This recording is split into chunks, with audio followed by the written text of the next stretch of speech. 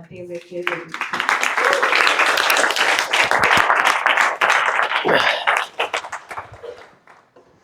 Thank you. Is the microphone working all right? Thank you. Sorry? Clicker there. Thank you. Okay, thank you. Thanks for the introduction. Thanks for inviting me and setting up the event. It's an interesting topic that that we're kind of very engaged in our contentious politics of AI network, which is basically co-founded by Iran here and me at the University of Birmingham. And that's really kind of where I want to, really what I want to talk about, I suppose, today in terms of how we come into this question of living with AI, but also trying to think about maybe we're living against AI as well, and what that might mean and why we might be thinking along those lines. I suppose the types of things that I'm trying to think about are essentially, what does the introduction of AI and AI technologies mean for us as humans? Perhaps put a bit more philosophically for us in terms of our human capabilities, and also in terms of human agency, and how human agency can perhaps mitigate, mediate, and perhaps prevent, perhaps transcend the types of global trends that we're seeing, and essentially how those types of questions interact with and interlock with the introduction of AI as perhaps the next major technological transition of global capitalism, and how we should perhaps understand and interpret and act within that.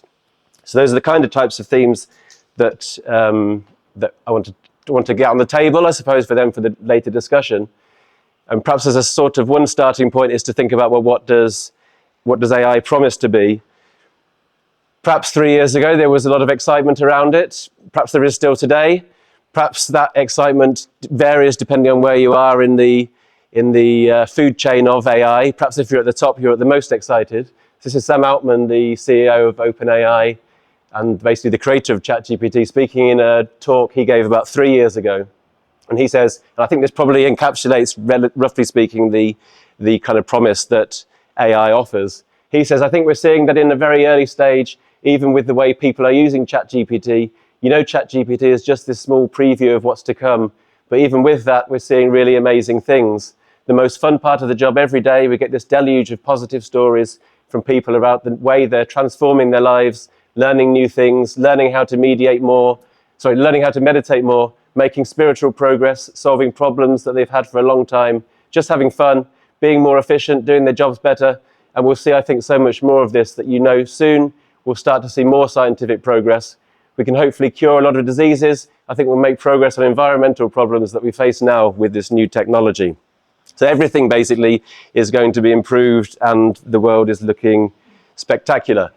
And I think probably over the last 3 years, the general sense of opinion and sentiment towards AI has moved in the direction of concerns about the types of problems that AI might be introducing. And I think probably the scale of the list of problems is expanding every day, and I think the scale of concern about them possibly is increasing every day, again, depending on who and where you are within the new world created by AI. So, I mean, the first one, perhaps, ecological problems. I think we've got a video to try and illustrate some of the problems, especially around the kind of infrastructure that AI is dependent upon, with data centers increasingly seen as the new infrastructure required, and bringing with it serious ecological harms. Okay, so I am going to pour this into the tank.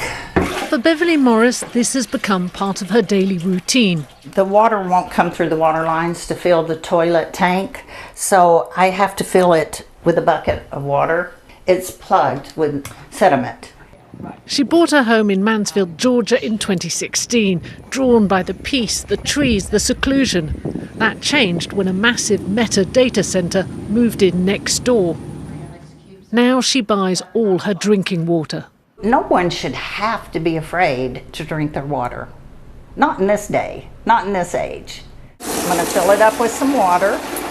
Since construction began, her well has turned murky. The sediment you see, that's from her taps, and she says it wasn't there before. We contacted Meta. Facebook's parent company told us being a good neighbour is a priority, but that this had nothing to do with them. They commissioned a study which found its data centre operation did not adversely affect groundwater conditions in the area. Still, Beverly isn't reassured. This was my perfect spot before, but it isn't anymore. So the impact on water, if you live next to a data center, but noise especially is one of the complaints that residents routinely highlight.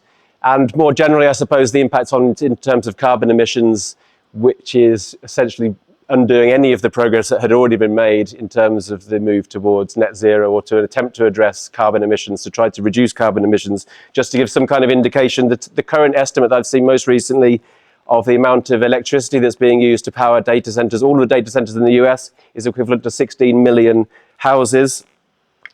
The amount of electricity being used to power the data centers in the UK is set to rise from currently 3% to around 6% by the end of the decade. In Ireland, the current level of electricity usage is about 20% of all electricity being used is going to power the data centers in the country.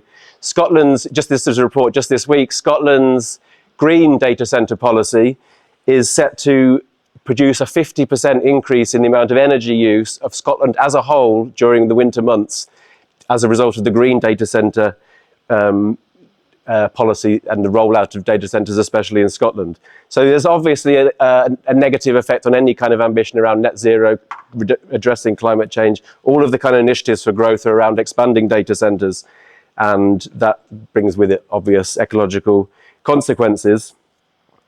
We have concerns around job losses.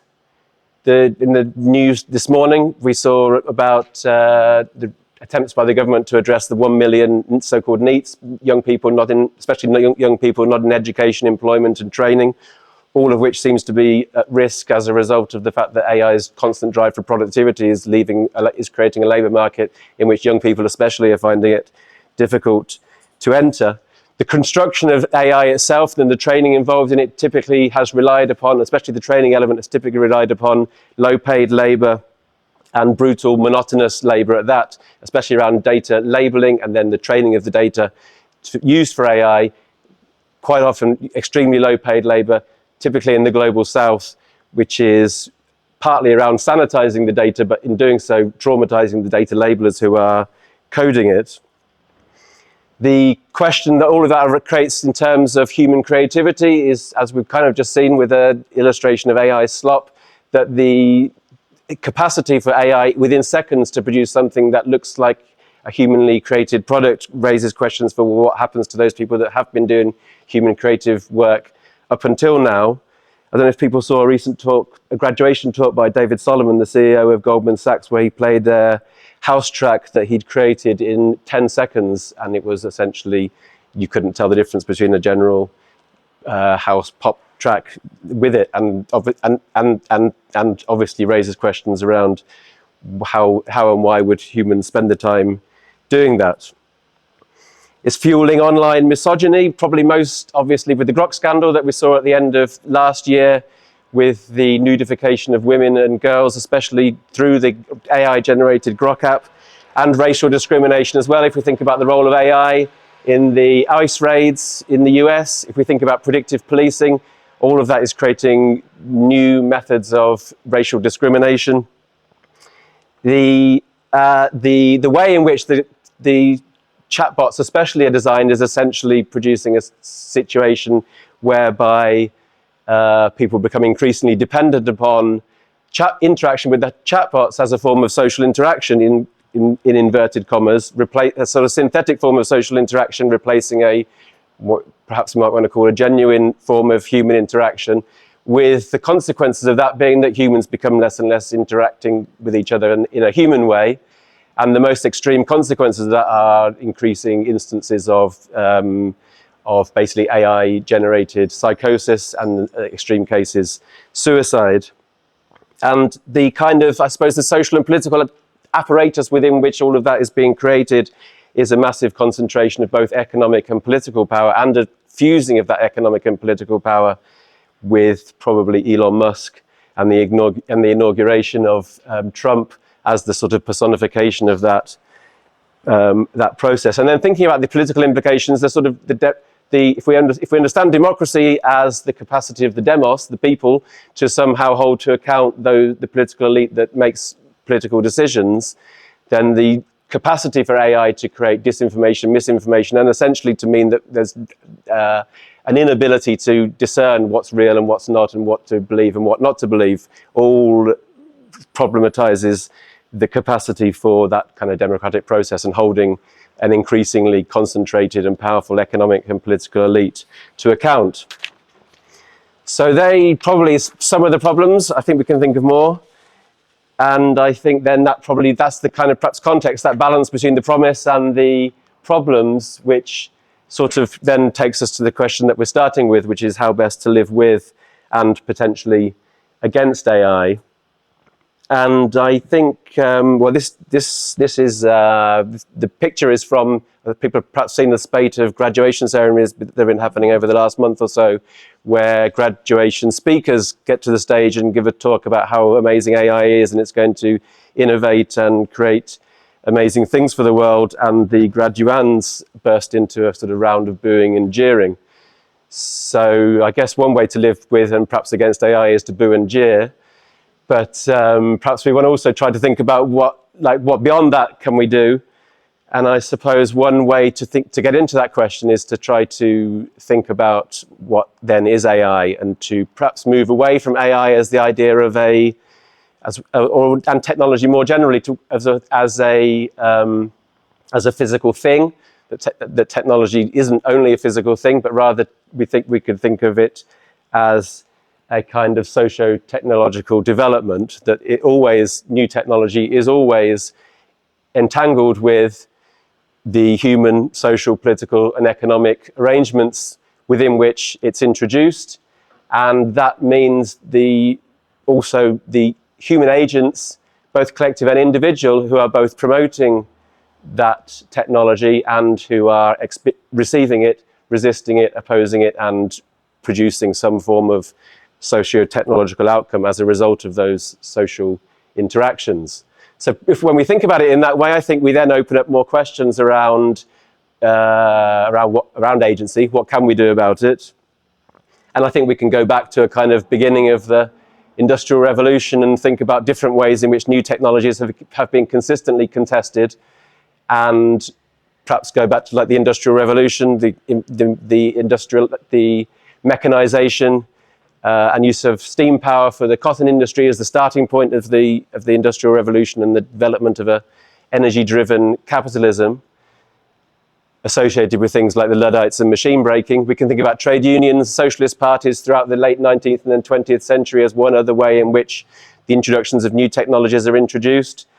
And we can bring that to the present to think about how AI is going to be introduced, is associated with new forms of contestation, and then to try to put that in perhaps a bit more schematic way to think about what human capacities, what forms of human agency do we have, both individually and collectively, to mediate the technology that's coming through, perhaps to mitigate the social harms that are happening, perhaps to pose alternatives, and perhaps to prevent the worst or even some of the problems that we've been talking about from happening. So that's roughly speaking what we're doing in our, just to plug it again, our Contentious Politics of AI network, which this is the website. If you Google Contentious Politics of AI, it's probably the top result. And what we're trying to do there is put on a series of talks really around this kind of question, and to track the different forms of contestation as they're occurring. And we started that probably about a year ago. When we wrote an article on this about 2 years ago, I think we were mainly thinking there isn't much going on, but wouldn't it be nice if there was? And I think we've now got to the point where our summary for each month is getting into the sort of 10 paragraphs long summary of all of the stuff that's happening, and the scale of opposition is dramatically and rapidly increasing, in the same way that the rollout of AI is dramatically and rapidly increasing. So then really we're trying to think, well, how do we understand the possibilities for human agency? What types of things might people do? And I think our suggestion is that there's, roughly speaking, lots of things that people could do, and and we want to try to think about which outcomes are associated with which types of activity. So we can think about general resistance, protests. The community campaigns against the introduction of data centers in the US is huge, actually uniting the right and the left, because basically nobody wants a data center next to their house. We've got proposals to try to reform AI, to try to regulate it, but proposals to try and ban the further rollout of AI, attempts to boycott it, as we can see here with the Quit GPT boycott campaign, which again is kind of gaining ground, especially in the US, but is also especially linked to the fact that ChatGPT and Sam Altman were the biggest donors to the Trump presidency campaign. So this kind of interrelationship between a far-right president and the new AI technologies is fueling a kind of attempt to boycott ChatGPT, and suggestions for the states to step in and try to regulate AI as another way in which we can think about a political response to it.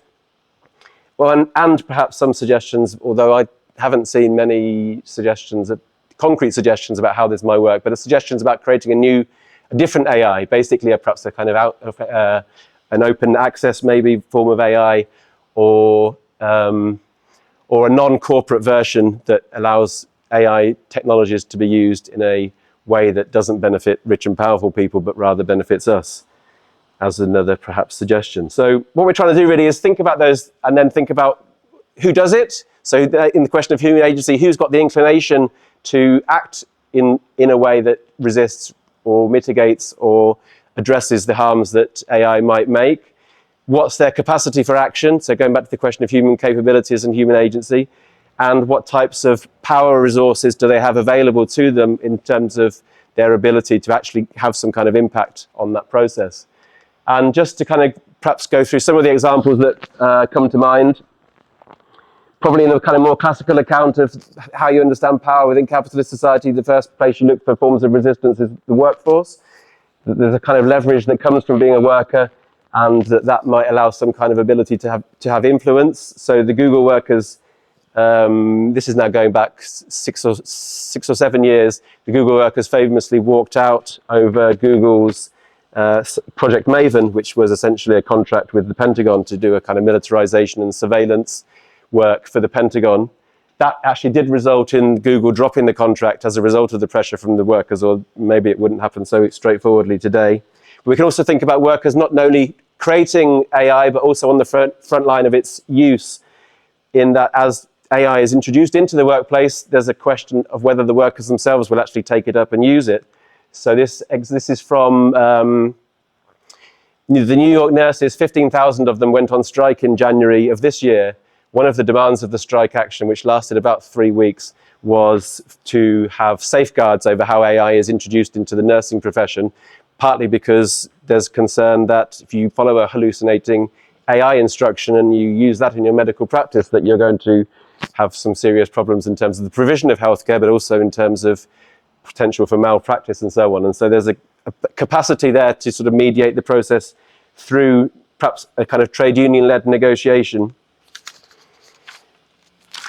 There's a sort of legal case as a sort of perhaps another process within the political apparatus through which AI is being contested. This one is actually one of the more prominent at the moment. It's a challenge against Workday on essentially the fact that the AI job application sifting process was found to systematically reject one person, but possibly all people, over the age of 40. And so there's a kind of age discrimination case currently going through the legal system in the US. And proposals to ban AI. So going back to the Grok scandal, most political authorities responded in some way to the Grok nudification app, and the UK's moved to ban it, the EU's moved to ban it, India moved to ban it, and Brazil moved to ban it, as just to name a few. So there's kind of we can see a clear kind of political response in terms of the capacity for resistance in that way. And the scale of opposition to the data centers is also producing consistent demands for moratoriums or some kind of pause on the construction of data centers, probably that's most developed again in the US, but in terms of the UK, Edinburgh City Council are currently considering a temporary ban at least on the construction of new data centers. So basically that's what I'm trying to suggest that we should talk about. It's really kind of a run through the type of themes that I think we want to keep in our minds. and the rest is to be discussed. I'll just very quickly perhaps talk about some of the more recent findings that we've just moving towards in terms of our kind of findings in terms of who can and who does resist and who can be the most effective. I think our sort of tentative suggestion in the most recent research we've done is that there are 3 types of agents that are perhaps able to expose the vulnerability of AI technologies and use that as some kind of leverage. One is workers, especially when we think about the amount of investment that's going into AI technologies is colossal. And if you invest that much, you've got to make sure that it works and that it works in a profitable way. And so you really rely upon a workforce that is willing to take up the new technology, which on the whole has been resistant to. And so you've got there's room for leverage, if we think there, in terms of workers being able to negotiate a managed perhaps introduction or some form of leverage through the fact that people have to use it if it's going to be profitable. Secondly, it's around residents. Again, the scale of the infrastructure investment is so huge, and the whole thing is so dependent upon the new infrastructure that you have to be able to build the data centers, and that gives a degree of leverage to residents that live in and around the new data centers, which are basically being built everywhere. And so there's a kind of second potential site of resistance and agency. And the third is around legal liability, in that it's not really decided yet what happens, well, how it works in legal terms. So what happens when it goes wrong? Who's liable? Is the chatbot liable? Or is the company that made the chatbot liable? Or is the company that used it liable, or what? And a lot of those legal questions are still not resolved. And so that opens up